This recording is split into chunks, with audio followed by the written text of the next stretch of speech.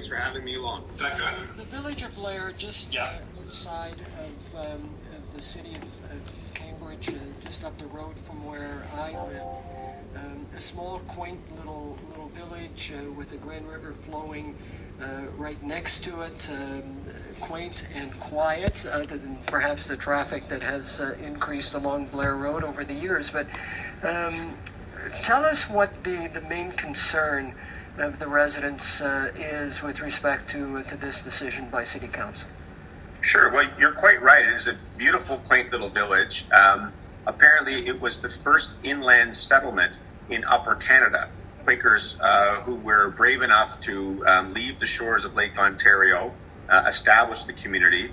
And in fact, I believe it has one of the first hydroelectric facilities in Ontario. So Blair is sort of a place of innovation in Upper Canada. And as such, it has a heritage designation that requires buildings and structures to conform to certain rules. Now, the site itself is located beside a provincially significant wetland, and it is adjacent to the 401. On the site in 2015, there was an agreement to put a 14-lot industrial retail type park on the property. But that would be a somewhat small scale and consistent with the heritage attributes of the village. And in fact, the residents of Blair signed off on that agreement, that rezoning, and it was permitted and endorsed by the Ontario Municipal Board as it was then. So that is the kind of the state of play of the property. Oh, and one other matter, the creek that flows by there has brook trout. It's a very significant cold water stream, and it's not to be fooled with. In fact, that brings in some federal responsibility with respect to the site and the project, which is an interesting topic. Maybe we'll discuss that a bit later. But yes, the property is very unique. It's very interesting, and it is close to the 401. There's no doubt about that for distribution. But the agreement that exists is for a small-scale industrial development, not a massive 1 million square foot warehouse. That's totally out of keeping with the character of Blair. As you mentioned, the plan is for this mega warehouse, 1 million square feet. In your opinion, what will be the impact, whether it's environmental or, more importantly, in terms of the traffic flow through that area? Right. So the warehouse comes with a 1.2 million square foot parking lot. So people shouldn't forget that. In terms of introducing impervious surfaces, that is a very, very large parking lot. Even for something like the GTA, that is a massive parking lot.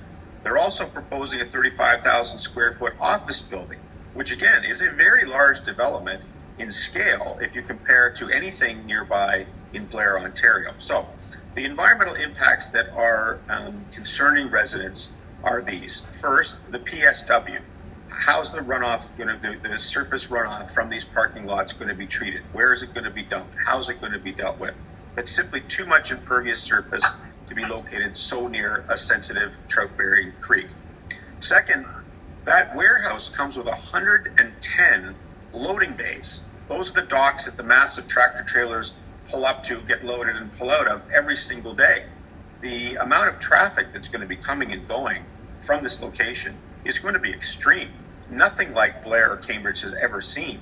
And so in terms of the microclimate, in terms of the air quality locally, this is something that needs to be studied in much greater detail because, of course, the diesel fumes that come out of these trucks are a very great concern, particularly for people with compromised immune systems, people with asthma, young children, and that simply hasn't been studied to our client's satisfaction.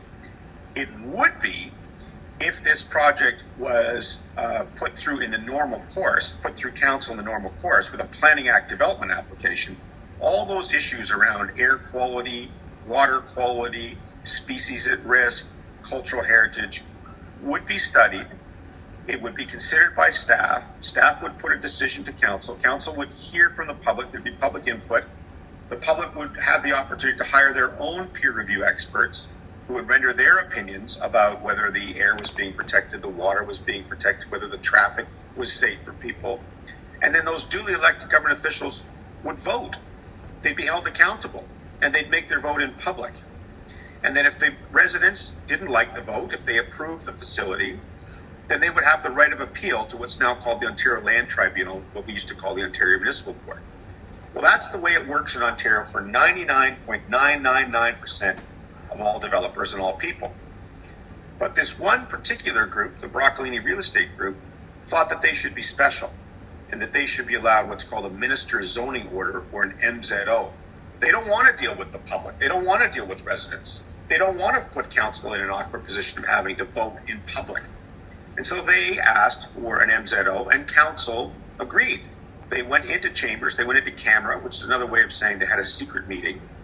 And when they came out, they said that they are going to recommend to the minister that instead of having to have this project subject to scrutiny and an appeal, that they would ask the minister to issue this extraordinary law, it's a regulation called an MZO, that would cut the public out of the process.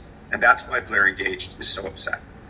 You're listening to KW Magazine, 98.5 CKWR. We're chatting with lawyer David Donnelly, who is counsel for Blair Engage. They are running the Save Blair campaign to put a stop to this development. Is this really the first objective on your agenda at this point, is to stop this MZO? Absolutely. So a week ago, Monday the 14th, the Toronto Star ran, which I believe was also in the Kitchener Record, wrote a front page article in Canada's largest daily circular, the Toronto Star, regarding the Ford government's use of MZOs. And in that article, they showed that the extraordinary increase in the use of MZOs is related in many cases to the political donations of the friends of Doug Ford and his government. In other words, MZOs have been discredited by the Toronto Star through this very lengthy investigative report. And it shows that these MZOs, not only are they bad from a planning standpoint, but it looks very much like some of them, or many of them, are driven by political decisions and in fact by campaign contributions. Referenced in that article is Cambridge Council's decision to request an MZO from the Ford government. But they don't go into any detail about what are the connections between the developer, the Ford government, and this municipal council in Cambridge. So this opens up a huge can of worms. Council has a lot of explaining to do. Why are they aiding and abetting an MZO approach, which has been shown by the Toronto Star to be hugely political and campaigns finance driven? This to me is absolutely offside, and council has a lot of explaining to do to the public. Has there been any response at all to the objections of the Blair residents from the council in any way, shape, or form? None whatsoever. So our firm, Blair Engaged, retained our firm. We worked with the residents of Stratford, Ontario, to stop the Gigny float glass plant, which was a proposed for 1 million square foot facility that was going to be built to produce this tempered glass. We worked with the municipal council, we worked with residents, and as a result, council refused to sign the development agreement with Gigny. They let the deadline elapse, and they went forward and asked the province to rescind the MZO. And so, we have some experience and a reputation in dealing in a fair manner with councils with respect to MZOs.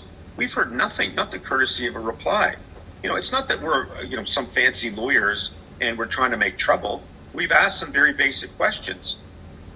Why did you go in camera in a secret meeting when it doesn't qualify for the limited exemptions under Section 239 of the Municipal Act? You can only go in camera into secret meetings as a council if you're dealing with a labor matter, like someone's being fired or hired, if you're dealing with the acquisition of land, which is surely not the case here, or you're dealing with a litigation matter that is solicitor-client privilege. There's no litigation here. An MZO is not litigation. It's plain on its face that they shouldn't have gone in camera. They shouldn't have had a secret meeting to deal with this.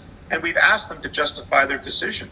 And yet we have not had a single reply, forcing the residents to submit a number of complaints. There's a complaint process for doing this. And yet we haven't heard back on anything from that either.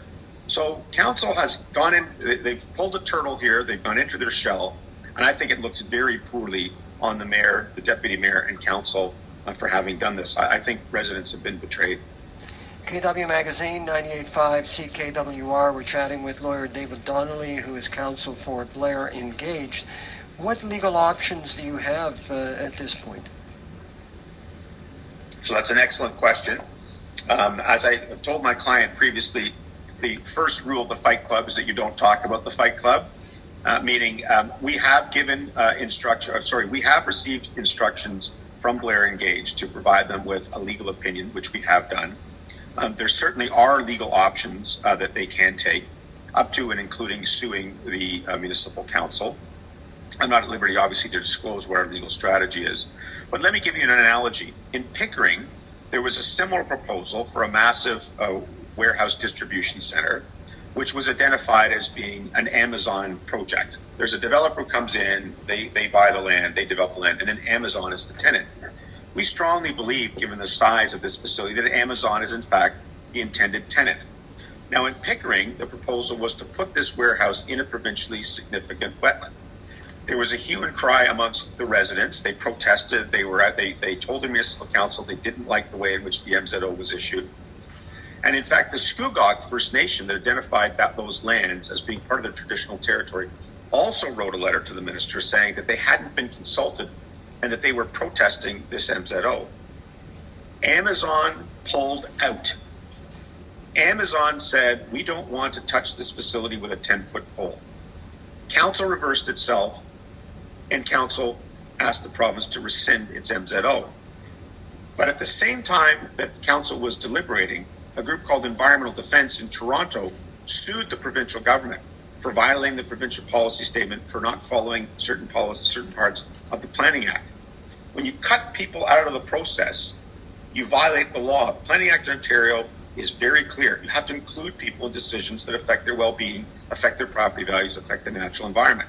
So if anyone doubts that there are good legal grounds to sue this council or to sue the province over the MZO in Cambridge, then they need only to look to Pickering and the outcome there to see what could happen here. I understand as well, Blair lies in what's known as the Haldimand Tract. And I think there is some native connection there as well, isn't there? So Blair Engaged has been very forthright in terms of being as inclusive as possible with everyone. So environmentalists, residents, and in fact, they've been very fair with people. So Blair Engaged has alerted the Mississaugas of the New Credit and the Haudenosaunee of Brantford, Six Nations, that in fact this development has been endorsed by council with the MZO, and that the MZO decision sits on the minister's desk. Now, if you look at a map of the Haldimand Tract, Blair sits squarely in the middle of the Haldimand Tract. Well, in April, the traditional council of the Haudenosaunee of the Six Nations of Brantford made a declaration saying that they wanted a moratorium on new development in the Haldimand Tract until the very basis of that whole treaty was determined once and for all. So remember, that was a gift on the part of the Crown for their loyal service in the American War of Independence. And that it has a very long and sorry and sad history of the Haldimand Tract being parceled out, given away, sold off. And so the traditional council in April said that they wanted a moratorium, which sounds very fair to my ears. The elected council, the chief of the elected council, soon after weighed in, and he thought that a moratorium was also appropriate. So what we have here is Canada's commitment to truth and reconciliation, Canada's commitment to deal in good faith and respectfully for First Nations. You have a request that there be a moratorium on development, not all development, not a deck in your backyard, not something insignificant, but this is one of the largest developments in the history of the Haldimand Tract. And yet, from the record as it sits, there is no indication whatsoever that there was any consultation with First Nations whatsoever, particularly the Haudenosaunee, who are the keepers of the Haldimand Tract.